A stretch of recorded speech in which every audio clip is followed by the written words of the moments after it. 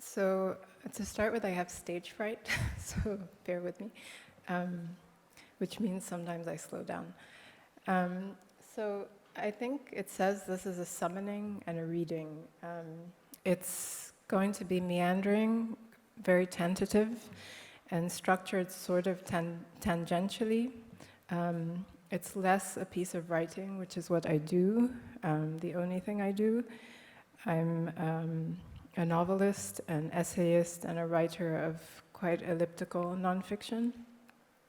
And so it's more of a rumination. It operates in a gray zone. I also should preface perhaps by saying that although I don't believe in speaking in generalities, I'm about to, so no one take offense. So there is a version of this talk where I simply don't show up. After agreeing to do this, I forget about it for a long time.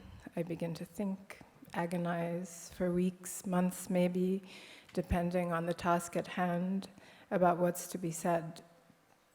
The complete cycle of the end point of not showing up includes inspiration, many possible beginnings, copious notes, and then the devolution to hours spent in the bath or under bed covers.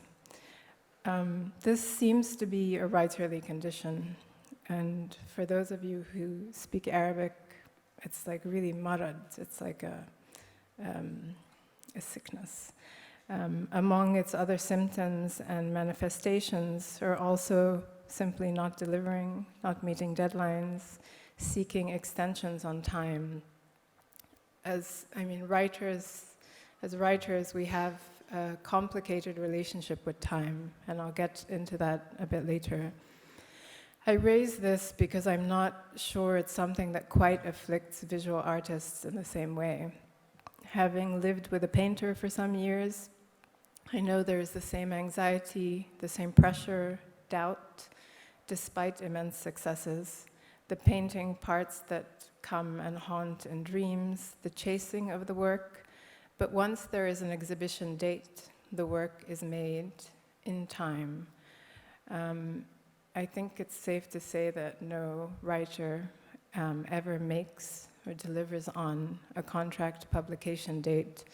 And I mean this in terms of the writer as artists, creating their own work, a novel, a book sui genre, etc. And that's no matter how important the publishing house, how big the contract. And I say this from experience. So time, and I'm making a sidestep here. I was wondering, thinking about this as I was preparing, what happens when you take that writer as artist, and I mean that in the truest sense of someone whose only medium material is the weaving and sculpture of the word, even if it's a fusion of words that grow out of an image in the mind's eye. But the writer as artist who fundamentally navigates an alphabet, a vocabulary, both documented and invented, conjured, the neologism, for example, or the word that sounds like it has documented meaning but has none, or sounds like it has correct meaning but doesn't quite. I used the word devolution earlier, and it sounded right in that sentence. I believe most of you knew what I was saying. I can't imagine that many of you flinched, but the meaning of the word itself actually doesn't fit where I put it at all. Writing is so much about sound. So what happens when you take that kind of an artist and place them amidst the visual artist, the performer, the curator, the amalgam of those collectively and the various combinations of the multifaceted and talented? There are many other writers in this room whose talents and abilities extend beyond simply catching characters and stories and ideas and finding an order for them on the page. I think of the list of participants and speakers here. There are only two of us who, by our names, simply have, in brackets, writer.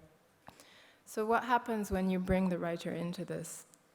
I raised this question to myself without an answer, except that my sense was that if you can bracket the fact that time is in fact simply a construct, it doesn't exist in the terms we tend to think of it, it's entirely manufactured and based on a market economy, time, I suspect, with the presence of the writer, slows down, or feels like it has. The very frequency of energy moving through a space, it shifts, perhaps. So I grappled with what to bring to this space as the black sheep writer. I thought a lot about Camus, you all know, many Latin American novelists, a little bit about San'Allah Ibrahim, the Egyptian novelist, Albert Camus, thought of as Egyptian, I tend to think of as French, Pessoa, all related in some peripheral sense of invention and form, and who in different ways and many years apart raise perhaps the same questions, and one that Omar Kholeif, who I'm grateful for the invitation to be here, by some sideways measures brings up again.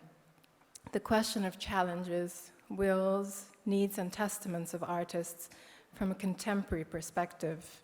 The question of what it means to create, the impetus. The question of invention and form, and also liberty. Liberty and time are related here, as are visual art and writing, inversely in some sense, in that context. I speak from within my experience as a writer, and a writer very much of the city of Cairo, and from outside of the experience of contemporary art, but a close observer. I'm one of a small group of editors of Bidoun magazine. Aram here is another. Some of my closest friends are artists or curators. My partners have mostly or all been one or the other. And it's something I've been loosely implicated in various ways. From within the writerly experience, it's striking to us that within the canon of art, there is this thing called contemporary art, which is very much established, in existence, accepted, celebrated. It's why we're all here today. It's striking precisely, and as probably some of you, but not all of you know, because it doesn't quite exist in literature in that way. And I write in English, so I'm speaking from that perspective. Even within the universe of literature and the literary, that label, literature, isn't what, as writers, we operate within, even as it's what we draw on and aspire to. In that there isn't any such thing really in the formal sense as contemporary literature that you belong to. Our writing, our novels, our books become literature as the result of the measure of time, the passing of time. And that is if they hold up. We or our work has to become history and find itself a part of a history to be ordained literature. This is about judgment. A judgment that can only come with withstanding the test of time. It is then and there that value is conferred. If we're lucky, this might happen in our lifetimes. If we're lucky, we get to see the little genre label on the back covers of our books be reissued with the change from fiction to literature. Not to say the canon of art doesn't also hold within it measures of judgment or time, but the very term contemporary is its own value system in some sense, of the creation of something new but inherently established even in its own process of making itself, and of which you all already belong, and most significantly, which already has its place in art history. It's being written right now. And all this is sort of building up to something, even if tentative, about the way we make, invent across writing and art at this moment in time, and perhaps what we as writers can draw from contemporary artists and vice versa.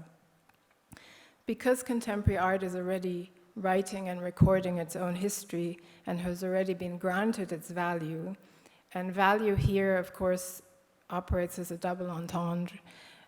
You both can't and at the same time perhaps must ignore monetary value and the market in talking about all this.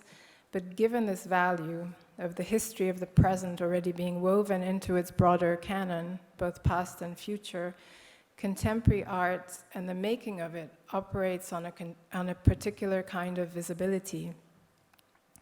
And I think this sort of brings us back to time and liberty. If art both loses from the constant obligation of visibility and also in some other sense thrives on it in terms of spawning itself. And again, here we're faced with the double entendre and thinking about how it thrives. Liberty is at once given and taken away for the artist in this equation.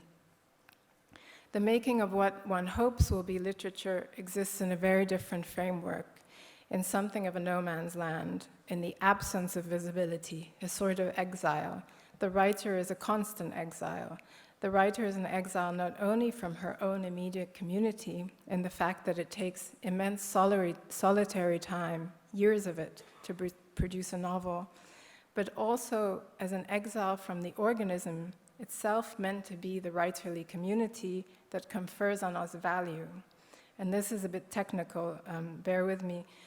As a writer, even if you have a book contract, even if you've shared with your editor or agent the first 300 pages of your 500-page novel, even if you have a publication date attached, and you have a readership, you don't know until the novel has been read in its entirety by your editor that it will be accepted and published. They might very, very well turn around and say it wasn't what they expected, and of course, how could it ever be? If you're lucky, they may not ask you to pay back your advance money, which in art would be the production costs, or they very well may, and this has happened to me. All this to say, you're always on the outside. Very few make it into the deep circles of belonging where, no matter what you write, you have a home. So perhaps somewhere in the subconscious for the writer, the familiar exile is more comforting than the prospect of the exile from exile by way of rejection. And I don't know how many visual artists with solid gallery representation have ever had a body of work rejected by their gallerist for exhibition. I don't know if such a thing happens. I've never heard of it happening. And we're all here, of course. So I say all this from the position of privilege that we are all in. Each of you with your galleries, myself with my agent and publisher. So time for us as writers operates very differently. We expand and draw it out as best we can. There are also ideas about time-based work. Masterpieces of literature have been written in 45 days.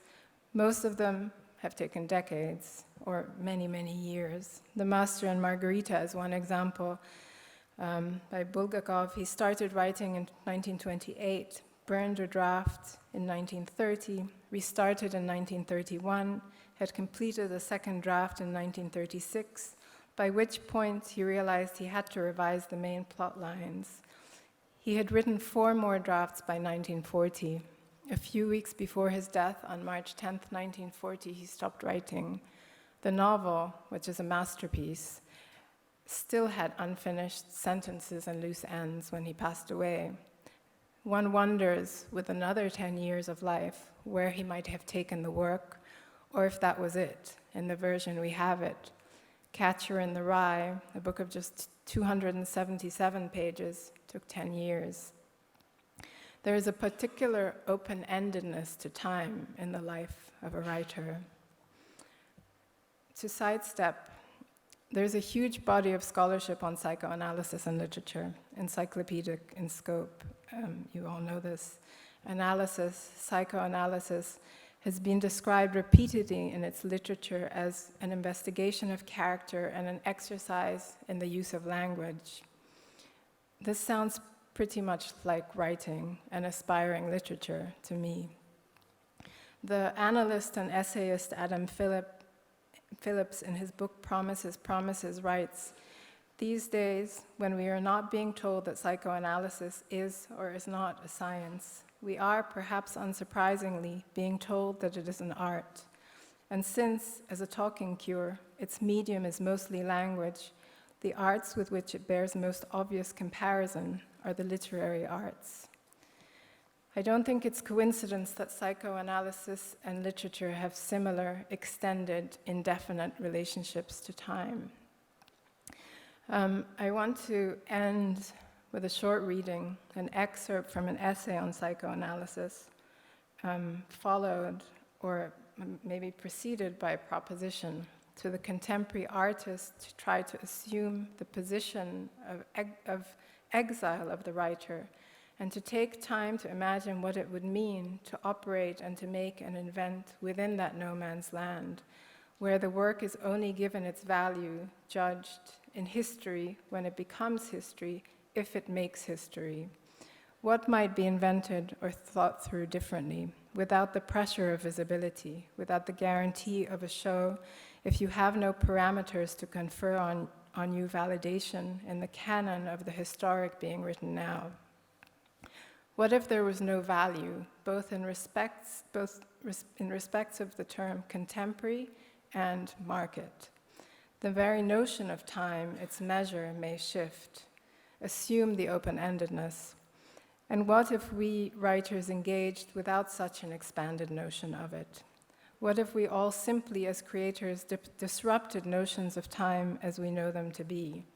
What if we all assumed the ancient Egyptian measure of time, which revolved around agriculture, inundation, growing, harvest?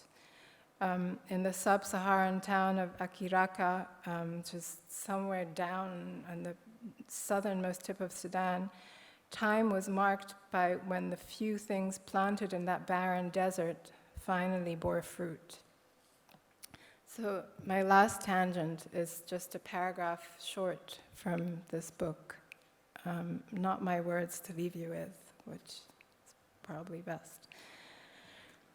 If we picture the mind as an orifice, then we cannot help but wonder what it should be open to and what it should be open for, and how it, or rather we, make such vital decisions. An open mind is not an open door. Open-mindedness merely describes what is, for some people, a preferred way of discriminating. This openness, once looked into, usually makes us seem rather more like connoisseurs than we might wish, more picky than free. After all, at its most minimal, the open-minded have to know what they must keep out of their minds to keep them open. Sexual desire, religion, and ideology are the traditional candidates. Religions and therapies help people to close out certain thoughts so they can be open to better ones. An open mind, as Northrop Frye remarked, has to be open at both ends. So when we think of ourselves as open-minded, we think of ourselves as open to the right kinds of thing. We have doors in order to be able to close them. Our attention is not so much selective as exclusive. Thank you.